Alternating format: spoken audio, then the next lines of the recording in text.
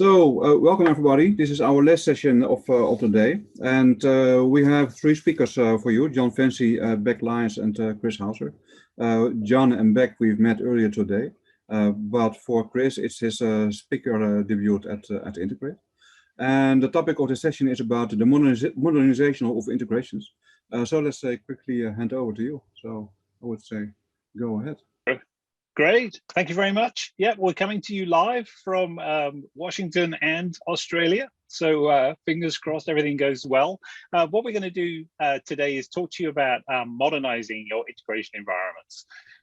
That the intent here really is good. We're going to cover a bunch of content covering maybe you have IBM environments, you have existing BizTalk investments, and you really want to kind of be able to embrace the cloud as well. But sometimes you can't dictate kind of where things actually run. And this is where Azure Integration Services with the new capabilities we have kind of comes in. So with that, let's kind of move forward. So we're going to look at how to modernize your integration environments. We know they're complex, by their very nature. You've probably got a ton of stuff that you need to deal with. We're going to look at IBM investments that we're making in Logic Apps and how that will help you with your modernization and migration. Again, the same with BizTalk, and see how we're doing there in terms of our migration tooling, and then looking at the roadmap for that. And then we're going to finish off with a few questions for you to make this a little more interactive. So the first question, right, is like, why is it all this stuff together in this session? Well, it's really what you see here, that everybody has the same problem. They've got old stuff, they've got new stuff, you've got some things on premises, and you've probably got some things in the cloud. And having to deal with all of this, keeping the lights on, running your business at the same time as finding the time to kind of build out the new is often what causes this sort of inertia and this problem of how to just get going and actually start being able to embrace the cloud and moving to a cloud first kind of mentality. There's lots of choices in terms of how you do this, in terms of being able to lift and shift and just picking things up in VMs. And we've seen a lot of customers doing that with BizTalk and being able to kind of take some of the advantage of Azure and having an IaaS approach where you don't need to provision all the VMs and manage the underlying infrastructure, through to being able to modernize. This often falls in the category of how do I containerize existing workloads and get more of the benefits and start moving towards cloud native, and being able to apply some of the things we talked about earlier in terms of being able to put DevOps on top of that, automate the pipelines.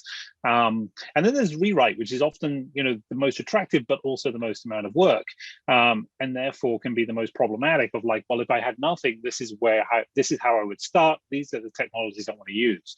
And to us, integration services is really the glue that can connect all of these different problems together on how you can take old and new, cloud and on-prem, and create a mesh and knit them together into your integration portfolio and keep it manageable, reduce the complexity of that, and kind of move forward with what you're trying to do.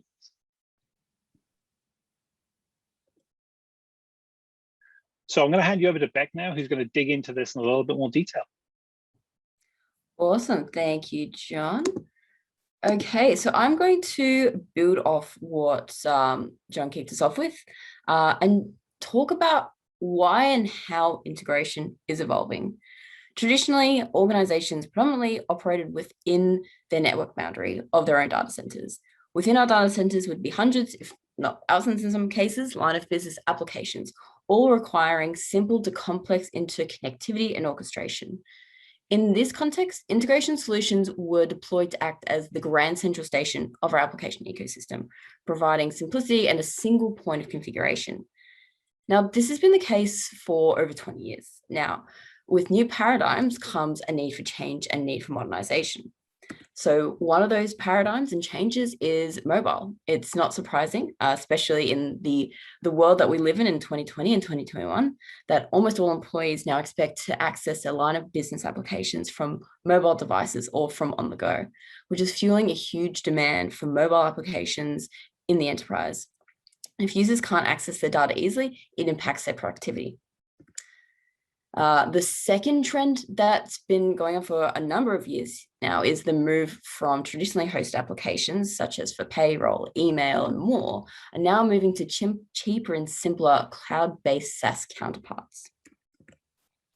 Now, the third particular paradigm, as I'm sure we're all aware, we've been talking a lot about the cloud, is the migration or modernization to cloud-based technologies. So to lower total cost of ownership, improve efficiencies, and take advantage of the power and scale like we've never seen before, organizations are modernizing and migrating legacy business applications onto new serverless cloud technologies. Now, a trend within that is a move from our monolithic applications to microservices and highly distributed applications, including more complexities and communication needs for our integration platform to handle. If you want to see my session earlier today, I talk about how we can facilitate integration in a distributed world. And last but certainly not least, we're bringing connectivity requirements to more things. The Internet of Things, retail, manufacturing, mining, health, and more are all moving rapidly into this world of smart devices, all of which are generating more messages and data than we've ever seen before. So all these new paradigms raise questions we need to ask of our current integration technology, as well as our applications themselves. With all this new data pumping through, with all these new points of integration, am I able to scale my platform effectively? Do I need to look to something that is more distributed along with my distributed applications? And is my integration solution now a bottleneck? And if any of those questions are difficult to answer, our traditional integration solutions might not be the answer to all our problems, which is why we need to think about extending and modernizing our integration and application capabilities. And this is where Azure Application Insights, not Azure Application Insights, I blame the morning, it's 4:30 here. This is where Azure Integration Services comes into play. So when we distill down what modern integration is, at its core requirements and protocols, you have APIs, you're working with events, you're working with messages, workflows and orchestrations, ETL and data batch processing, and you're working with code to implement your business logic.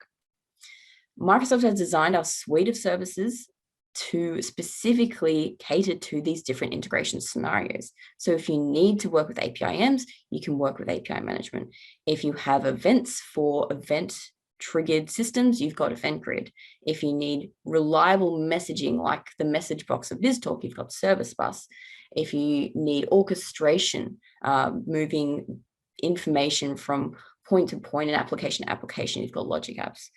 Data Factory for rich data processing pipelines and adding ML and enriching different data as it goes from source to sink. And Azure Functions for all things custom code on top of that. Now, unlike our traditional integration services platforms, these are all individually deployable, they're individually scalable, and they're pay as you go, which means they're really flexible to help you get started and really great to add on as extra modernizations on top of your legacy systems. They're designed to be used together as well. So you can use them individually, you can use them together, and they take full advantage of the cloud with availability, resiliency, scalability, low latency, all of that out of the box. So rather than you having to manage and maintain that, it's now abstracted away from you to the cloud provider. Integrators are building applications and integrations of the future on Azure today by using this set of cloud native capabilities. And you'll be able to use these particular set of cloud native capabilities to deploy your solutions on-prem or wherever you need your integrations to run tomorrow. This is where, and we've talked about it in a couple of sessions today, this is where the new Azure Arc capabilities comes into play. So Azure Arc enabled application and integration services means that you can now run your integrations wherever you need to integrate with your backend systems of record. I know some of the blockers that have arisen for modernization is, well, I'd love to modernize, but all of my applications and line business apps are still on-prem. So how do I do that? Well, this is a solution to that. You can now write your Logic Apps, orchestrations, facade with API management, manage eventing through Event Grid, write custom code with functions and app service, and run those bits of functionality wherever you need them to integrate, whether it be on-prem, on the edge, on a laptop on your desk, on all the other clouds, and so on. So pretty exciting there. So what this means is that, as I've mentioned, you use the same set of services as you're comfortable in creating integrations. You don't have to choose or have that particular balancing point of whether I want the productivity of PaaS, which a lot of people love, but having to give up the control of the infrastructure, which we might be used to in a traditional on-premises sense.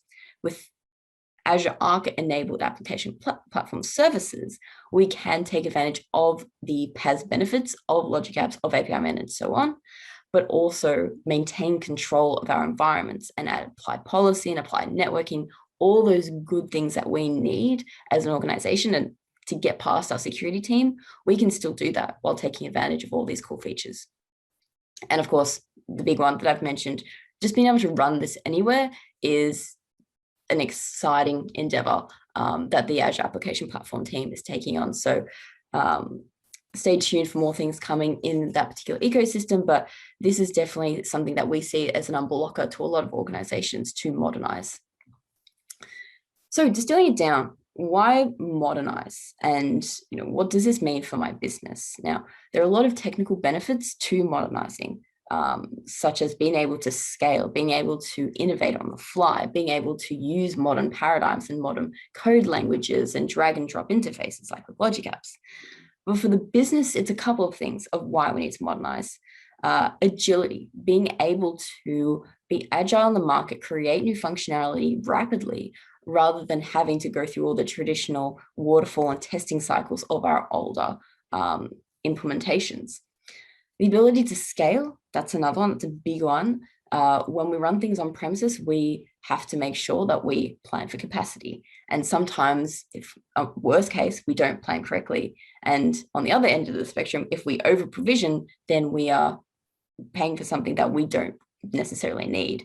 So moving to the cloud and moving to these types of resources can actually help you scale on the fly when you need and scale right back down so you can get better total cost of ownership. Security, being able to provide modern paradigms for security and take advantage of something like Microsoft Azure's rich ecosystem of security tools. We've got things like Azure Sentinel, Azure AAD, which are leading class security services. So take advantage of those to lock down your systems and enhance the security of your end-to-end integrations. Innovation, with all these new services, you constantly are up to date with the latest change in that particular platform. So as we add support for new protocols, as we add support for new paradigms, you can actually start developing with them and be more innovative and more agile without being bogged down by your legacy protocols. So that is a very quick overview of why modernize. It's definitely an exciting time to be moving to these cloud native solutions, particularly the fact that they don't have to be cloud.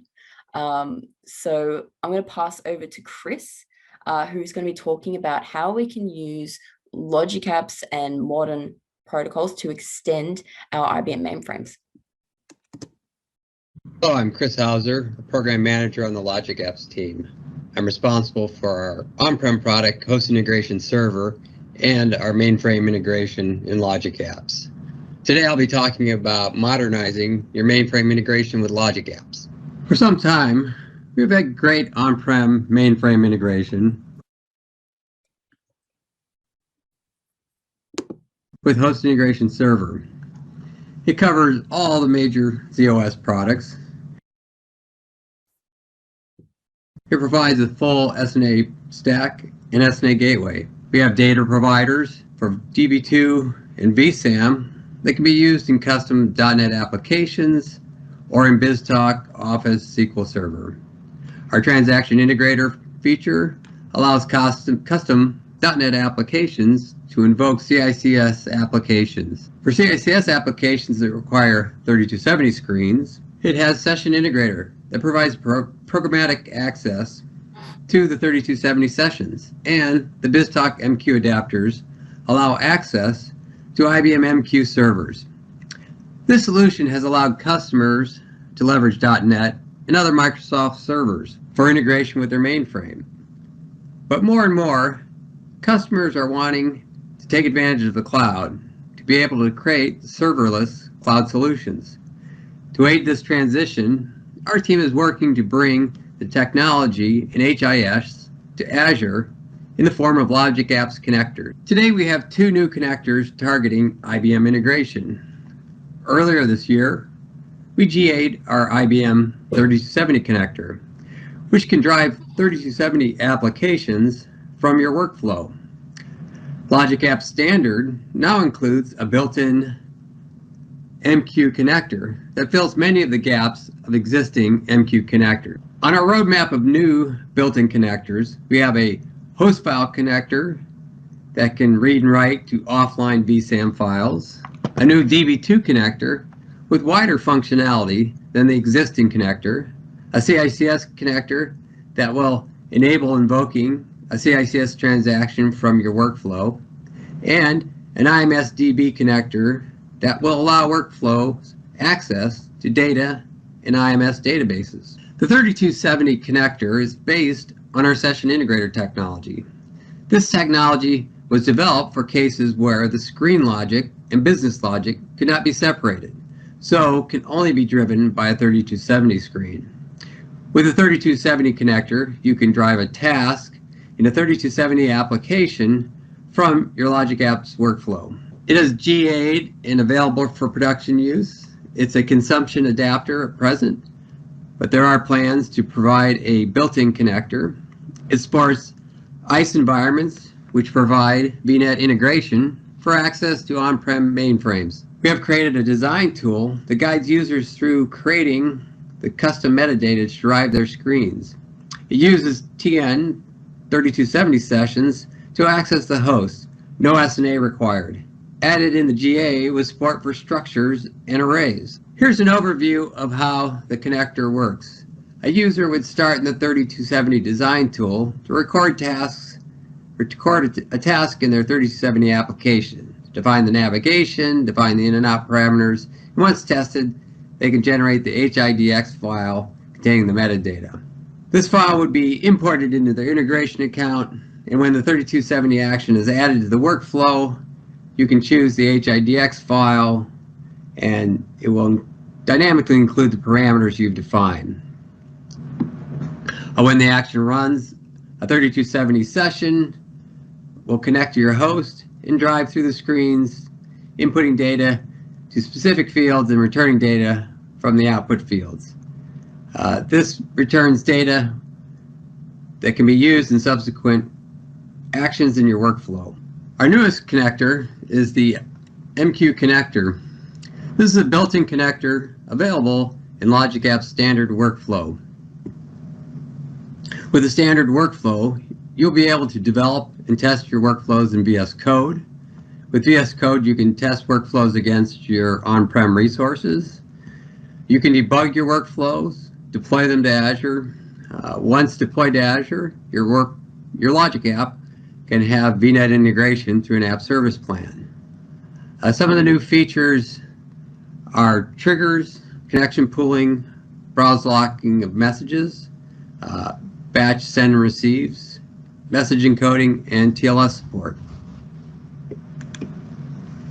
Here's an overview of the MQ connector. It's pretty straightforward compared to 3270 connector. You can develop the workflow in VS Code or in the portal, and you can connect to your host from both. The MQ connector supports 3 triggers. As IBM does not support any kind of callback mechanism, the triggers make a GET call against the queue with a configurable wait period. The GET call will return when a message arrives in the queue or when the wait interval expires. The wait interval can be user configurable to reduce the polling on the queue. The first trigger, when messages arrive in the queue, will trigger the workflow when there is a message in the queue, but it does not read the message. This will allow your workflow to do some processing before reading the message. The next 2 triggers will trigger the workflow when there is one or multiple messages in the queue and return one or multiple messages. One of the issues in the past with batch receives was running over the data limit of Logic Apps. We added a max batch size to keep the reads under this data limit. The difference between these two triggers is one will autocomplete, while the other will do a browse lock. The autocomplete trigger will do a normal read of the message, removing it from the queue. The browse lock trigger will read the message, but leave it on the queue in a lock state. Once the message has been successfully processed, there is a complete action to confirm, or if it's failed, then to abort the read. A common concern of customers is that the receive actions remove the message from the queue. If there is a failure in the workflow, the message will be lost. We added a browse action that will read the message, but leave it on the queue in a locked state. When it is a locked state, no one else can read the message until it is unlocked. There is also a complete action that can either commit or abort the read. The commit will remove the message from the queue, whereas the abort will remove the lock from the message, making it available on the queue. Also, if the workflow crashes, then the lock will automatically be removed by the MQ server. These actions have a single version and a multiple message version. Let's do a demo of this in action. So I've made a simple workflow to demonstrate the browse lock and complete message handling. So in this workflow, I have a trigger that will fire when a message arrives in the queue, but it will do a browse lock on the message. I'm reading from a queue called Chris Howe. Then I'll do a send to a queue that doesn't exist. And this should fail. Let me move this over so you can see more. So I've set up a branch where I have a complete message that will do an abort, and this is set to run after if the send message failed or timed out. I then have a complete message that does a commit, run after set to. This will run if the send message was successful. And then I do a new read from a second queue and a send to a queue that does exist. So this should be successful. And then these are set up as the same as the messages above. So what should happen in this workflow is that the browse will read the message but lock it on the queue. This send message will send that content to a queue that doesn't exist, so fail. This will send it down this branch, and this message will abort the message. And so it'll stay on that Chris Howe queue. The next one will read a message from a second queue. This send will be successful, and then it'll be committed, and then we'll see the message move to a new queue. So let's put our messages in a queue. This is my MQ server. I'll use AMQ put.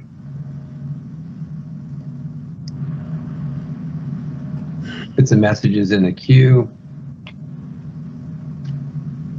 So.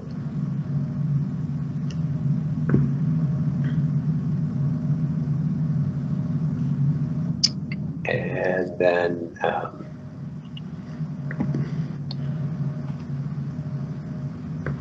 look up here, we'll see I have a message in the Chris Howe 2, and then I'll put one in the queue that will trigger the workflow.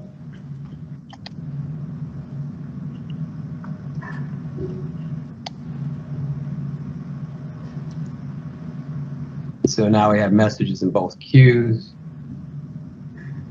Here, if we go to the overview, we can see that the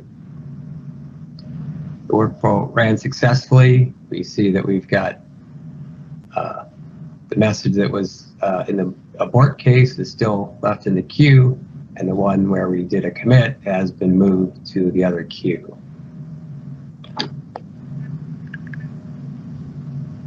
So we feel that this pattern will help you have more reliable reads.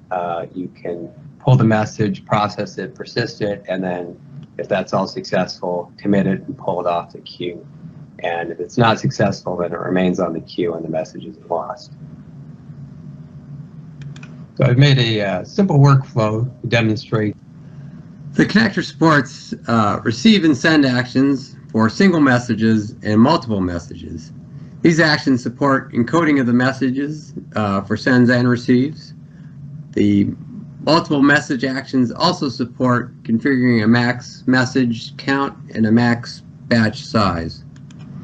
Let's do a demo demonstrating the max message size. This demo, I've created a simple logic app that I can trigger with a message, and then in my receive multiple messages, I've set the max batch size to 2 megabytes.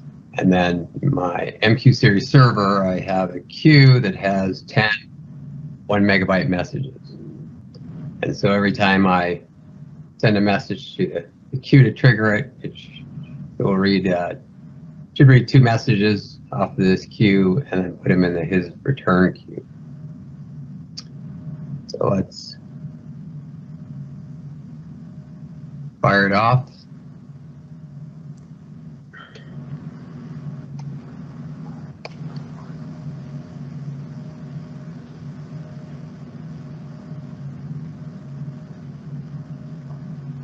So now I have 8 messages and 2 in the next queue. Pick it up again.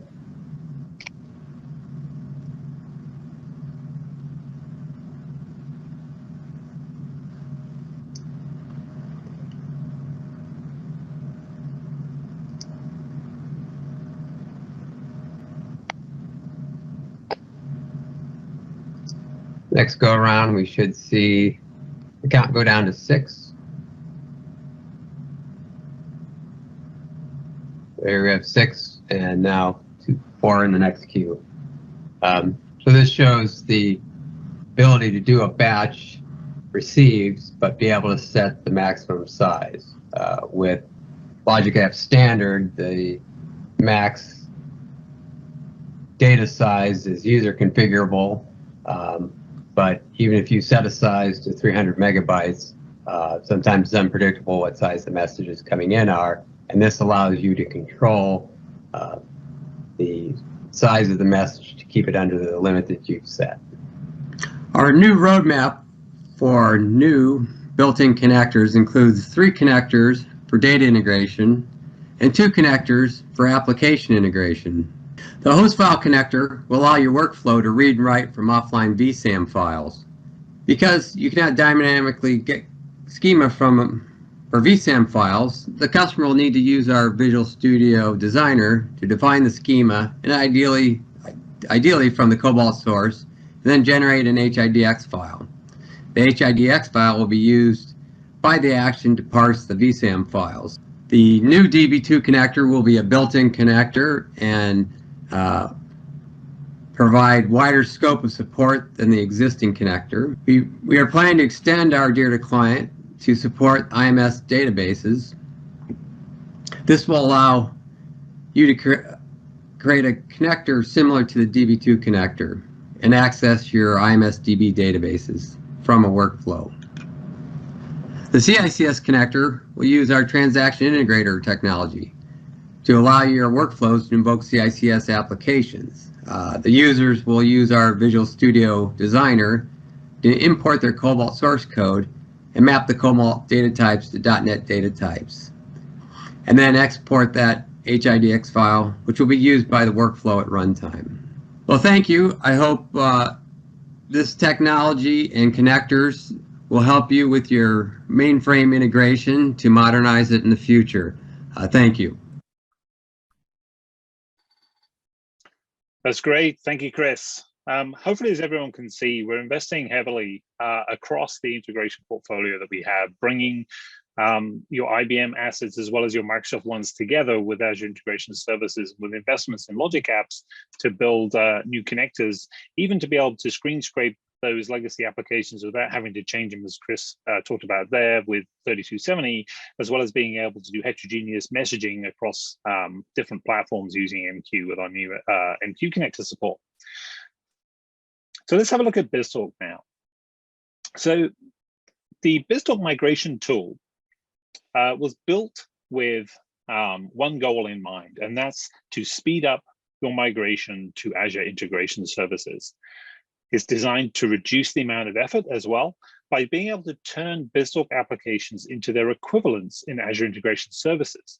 So what it does is it takes the messaging patterns that BizTalk provides out of the box using its message box pub sub capabilities and maps those onto the equivalents in Azure integration services. Service bus with filtering to logic apps, for example, enables you to implement all the common messaging patterns that you're running in BizTalk today in the applications that you built, and turns them into AIS solutions by running the tool. It works with all versions from 2010 onwards, supported from, I think, 2013 R2, and it's also open source on GitHub, so you can even see kind of how it works and make modifications and improvements to it as well. We talked about this tool last year, so let's kind of just jump ahead and see what the tool can do, and then what we're planning on the roadmap. So it can do a lot.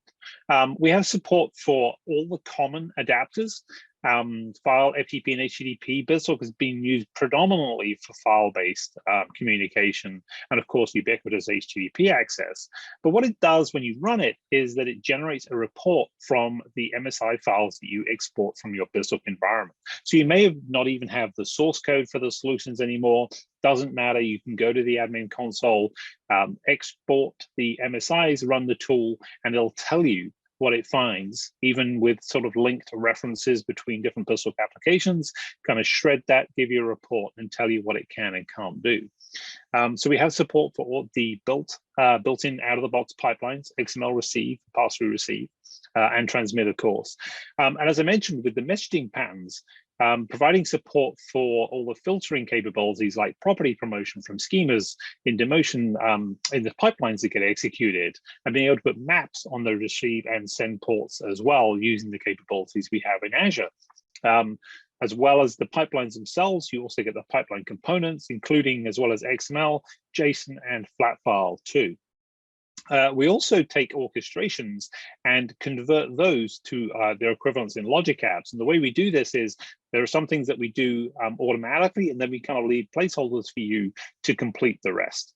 The idea being is you're probably going to want to do some refactoring of those orchestrations in logic apps. So we kind of build the logic apps for you, and then you can kind of fill them out with the functionality as you want to implement it in Azure. And kind of underpinning all of this is a library of common capabilities, essentially, those messaging patterns that I talked about, that we give you as part of the tool that will create those underlying integration capabilities built on top of Azure integration services, and then convert those BizTalk projects into their equivalent solutions for you automatically. So what's on the roadmap? So this is really where we want to hear from you.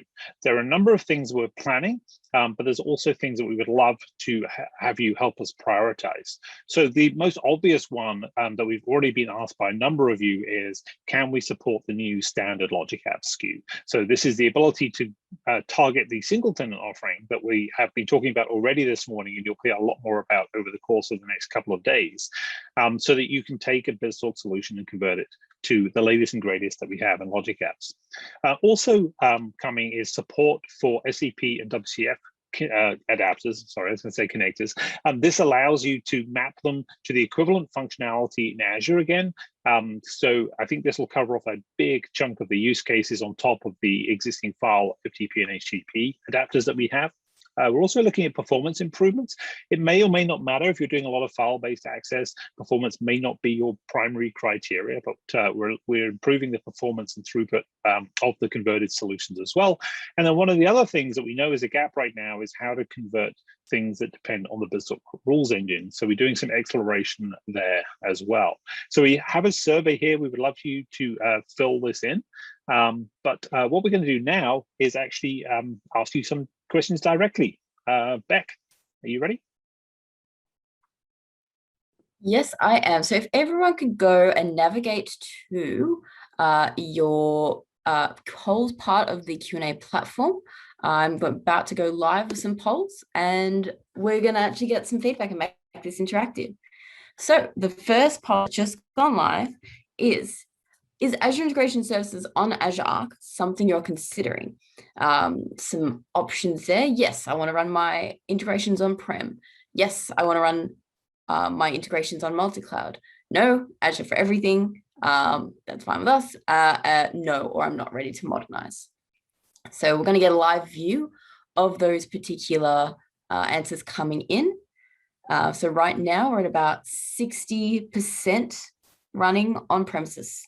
We've got about 19% running on multi-cloud.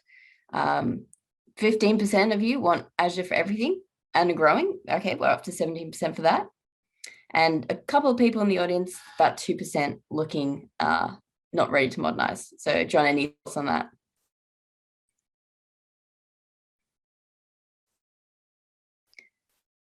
Going to give everyone a couple more seconds to put in their feedback. Okay, ending the poll. Yes, there's a 15 to 20-second delay, I think, on the video. So you see the poll immediately, but we can't see that you've seen it, or you won't hear us ask you to complete the questions. So then we have to wait 15, 20 seconds for you to do that. So the joys of live streaming. The joys of live streaming. Okay, well, we've got some good responses there. So just to wrap up on that, a lot of you, majority, are looking to run integrations on premises. So we're really excited to see how the Azure Arc enabled capabilities do unlock this for you. About 16% want to run multi-cloud, and 25% of you want to run Azure for everything. So that is great.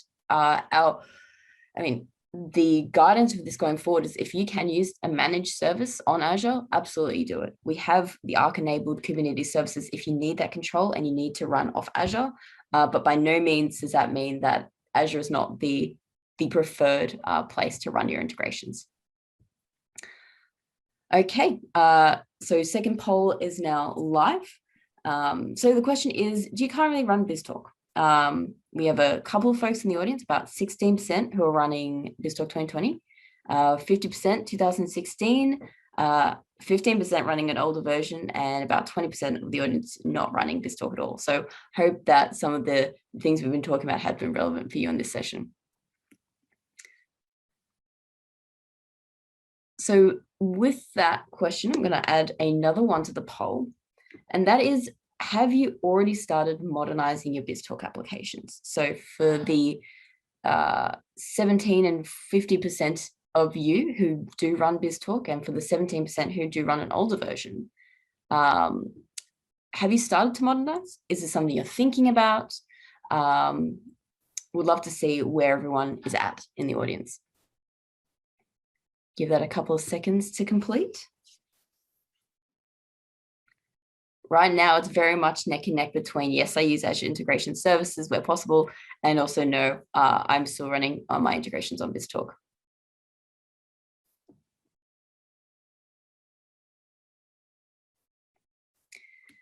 And so while that one is completing, and we'll go back and have a look at the results after this, I'm going to add another question to the poll, and that is, have you already tried using the BizTalk integration tool? Sorry, the BizTalk migration tool in this case. Live, well, the poll should say BizTalk migration tool, but there you go. So we can see if you do have BizTalk, are you using the BizTalk modernization / migration tool to help you do those migrations for you? So majority is no, we've got 20% who have used the tool. So for those 20% who've used the tool, the next question off the block is, if it's a yes and you have used migration tool and you haven't completely moved everything off BizTalk or used it to modernize your BizTalk application, what would you like us to add next to help make the tool even more productive and accelerate your migrations that little bit extra? So the options for that is advanced performance, more adaptive support, Logic App standard support, and business rules engine support. Now, while I wait for those answers to come on in, I'm going to go back and talk about some of the results from the earlier questions. Okay, so lots of us running BizTalk 2016. 20%, around 16, 70% are running BizTalk on older versions. And we've got a good chunk of the audience, 17% running on BizTalk 2020, who've already made the migration. For those who have started the modernization journey, it seems a majority of the audience now use Azure integrations where possible. So that's awesome. Take advantage of all the latest and greatest with cloud native. And about 34% are still running all integrations on BizTalk. Out of this group, it seems majority haven't used the BizTalk migration tool. So we're interested to know why. So that's where the last question comes in. And it seems that the biggest piece of requested functionality is Logic App standard support. So John, any questions, any thoughts on those particular answers? I can't see the poll. It's kind of funny because I joined as a moderator and actually make them go live, but I can't see the results. So I think it makes sense, right? I think we're not surprised that a reasonable number of you are running on older unsupported versions of BizTalk. It's just the way it goes, right? Again, it's one of the advantages of once you have invested in upgrading and migrating that you actually kind of then evergreen because it's a power service and we kind of do that work for you. I guess, I think what I would say is if there's any kind of other answers besides the ones that we have, you can throw those into the chat or the Q&A so we can kind of capture that as well. I know we're trying to kind of box these into sort of neat and tidy categories, but if there's other reasons why you don't want to migrate, can't migrate, then you can throw those in there. If there's other things that are blocking you from using the tool, then we're very interested to kind of hear that as well. So feel free to just kind of ask the questions in the Q&A or ask them in the chat.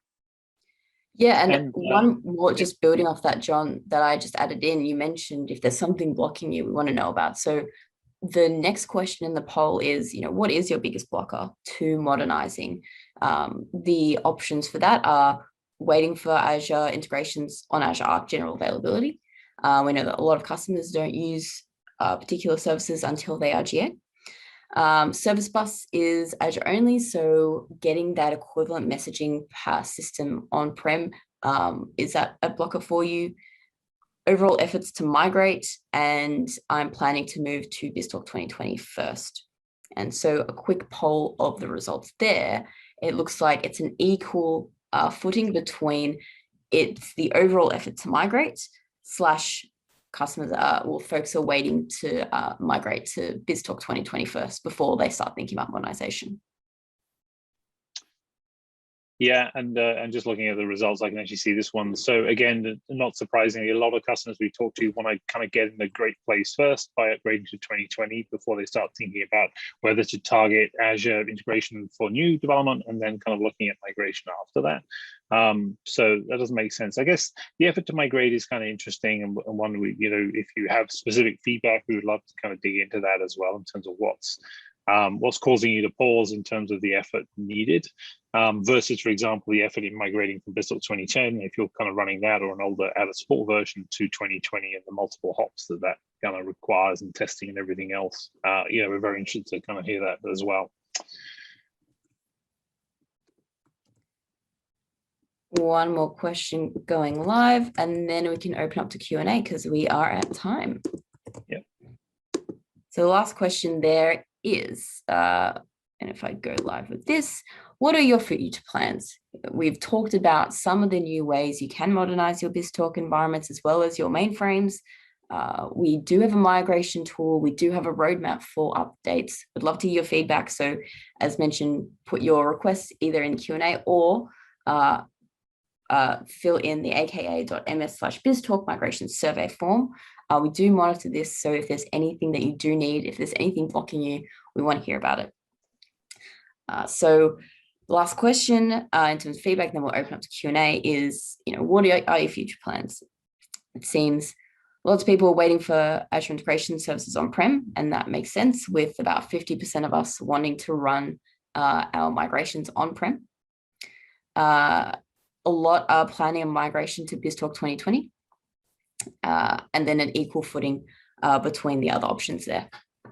John, any closing remarks on the polls and the Q&A aspect? No, that sounds great, and I really appreciate all of you participating, kind of answering the questions for us. It really does help us prioritize. I know we're kind of right at time now, so do we have any questions worth looking at the Q&A? We should have some questions in the moderation panel, which a lot have been answered. Exactly, indeed. I've moderated a number of questions, so you can have a look at them. Meanwhile, I'm pushing more questions, from pending to accepted. Can you view them yourself, or do you want me to read them out? I can take the ARC one. Billing is yet to be announced for ARC enabled services, so it is still in public preview, and insights into billing will become more clear closer to general availability. Yeah, and part of the reason for that is it's about integration and application development, right? So we want to get this right, and we want to understand from you. There's an earlier question that I saw about, can we make it easier to kind of buy this stuff? And the intent when you run things in Azure Arc is you are going to deploy multiple services to a Kubernetes cluster, right? And that's really the value proposition, is making it manageable. So it makes sense if if you see the value in the business model kind of being simplified with that as well. But again, for different people, that can mean different things. So again, feel free to kind of add any more information in the chat so that we can kind of see how you would like us to give you access to this and how to package it. The next question is Arc mandatory to bring integration services to my cluster somewhere else than Azure? So I can take that one and say that this is not the beginning of our journey. We've been on this journey for a while. So you can currently today run your Azure functions or your API gateways as containers. Now these run as standalone containers. They're a way to scale them, they're a way to manage them. But essentially, because they run in containers, everything to do with running that container, managing it, scaling it, supporting it, that is in your realm of responsibility. The difference between running standalone containers and Azure Arc is you get the full PaaS developer experience. So for example, for Logic Apps, you get that run history, you get the monitoring UI, which you don't get when you run in standalone containers. For Azure Functions, the scale and Kata support is already built into the platform, so you don't have to manage the scaling of those containers. And for the actual layer that runs the application platform services, under the hood, this all runs on containers, but you can deploy your applications in your normal zip deploy mechanisms without needing to go through and manage and maintain those container images. So it does add simplification to running your services on-prem when you use Azure Arc. There's a bunch of questions. I'm not sure we're going to get through all these, but we will answer them offline. Lex, do you want us to wrap up, or do we have time? That's fine. I mean, well, it's up to you, right? If you would like to take a couple of more questions, that's totally fine. Let me see. We still have close to 200 people in the call. Yep. So again. So I just answered one. Will there be a BizTalk 2022? As you can probably see in the answer, it wouldn't make sense, I don't think, if we did that. It's always been on a sort of 4-year, approximately ship cycle for full versions. So 2022 would only be 2 years after 2020. So that's not something that's in the works. HL7, that is something, I don't know where Divya is here, but that is something we are looking at in terms of how we can provide full HL7 support. We already have Fire support, if you're familiar with that, which is essentially the replacement for HL7 by virtue of the fact we have Fire on Azure and we have connectors for that. So we do have healthcare support, but HL7 V2, specifically the XML, I'm guessing is a big deal. So sorry, not XML, it's V3. The flat file version is something we're looking at. I'll take a question. So there's one on asks ARM template, Terraform, or Arc-enabled logic apps, which one's best for integration? ARM and Terraform are really the mechanisms that you use to deploy your logic apps. So really the choice comes down to whether you want consumption or standard on Azure Arc. So the first choice comes down to what tooling you prefer, whether that is ARM or Terraform. We are looking into support for Terraform for standard, so that is something that is on our roadmap. But you can use Terraform with consumption today. When it comes to choosing the SKU that you run your logic app on, you've got consumption, standard, or standard on Azure Arc. Really, that comes down to how you want to run it and where you want to run it. If you want consumption-based scaling and you only foresee running on Azure, then that is absolutely a fine option. If you need things like VNet integration and some of the newer capabilities of the standard SKU, then you would use standard. And of course, if you need to deploy to other regions of Azure, then you would be using the standard SKU / single tenant mode to run on those other platforms. So there's a couple of questions around cost. So these are interesting because it really speaks to why we introduced Logic App Standard.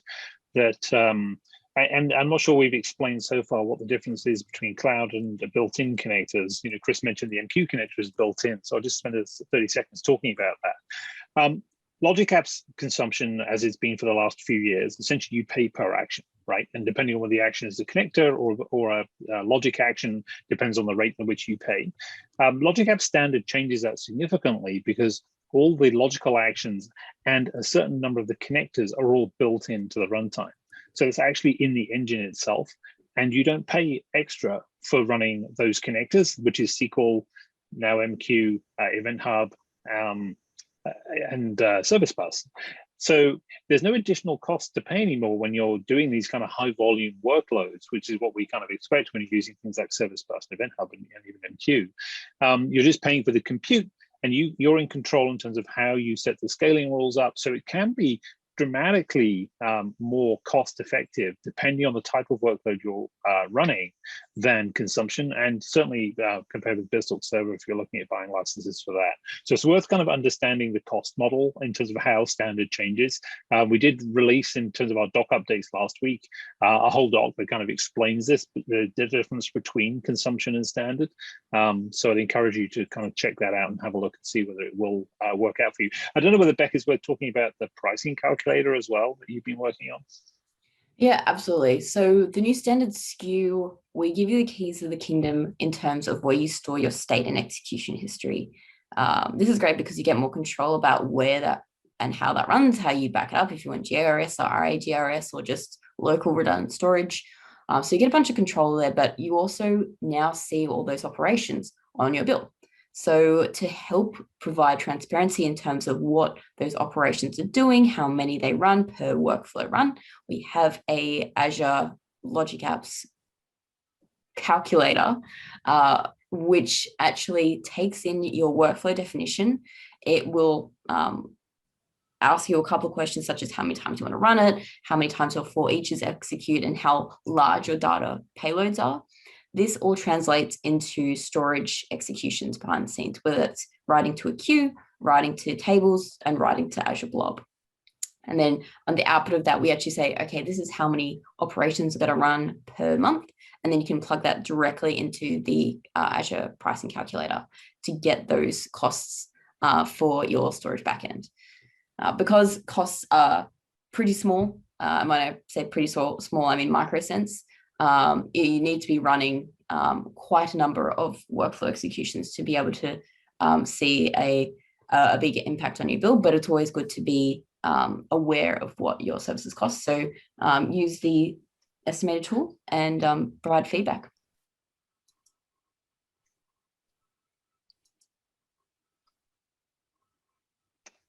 Yeah, sorry, I'm literally answering some questions in the Q&A now. Yeah, there are plenty. Yeah, you know, again, there's more questions that kind of around the built-in model. This is obviously kind of interesting. One of the questions is, and hits on one of the other motivations for us while we did this, is does it change the throughput characteristics? Are you subjected to the same throttle and throughput limits that you have with cloud connectors? And the answer is yes, it does change them. And you even have access, and we've documented this as well, to some of the settings that control those throughput settings. So you can now get much higher rates of throughput for messaging than you could before with standard, and you can control things like the degrees of parallelism for each loops and other things beyond the limits that we have in the consumption service. So essentially, you now have the ability to change the host settings and tune your environment to the workload to get the maximum amount of throughput. Honestly, the maximum sort of bang for your buck in terms of the compute that you're paying for and the throughput that you can get for that without being subject to kind of limits or throttles. I'll take another one. The question is the Logic App Runtime GA in GA ready for AWS EKS? So if you want to run the Logic App Runtime on another Kubernetes platform, such as EKS, GCP, or even AKS or on-prem, that particular platform is in public preview. That was announced last week at Build. So while our runtime is GA, the actual Azure Arc enabled platform is in public preview.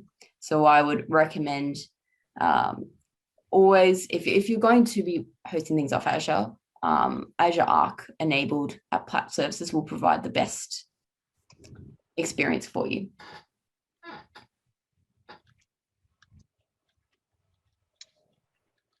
Okay, I think we're way over time now. We'll keep hanging out here and answering questions, but we should probably hand back to you now, Alex, to close things out. Yeah, sure. So I want to say thanks to everybody for joining us, and I hope this is useful, and keep the questions coming. Thanks. Covey.co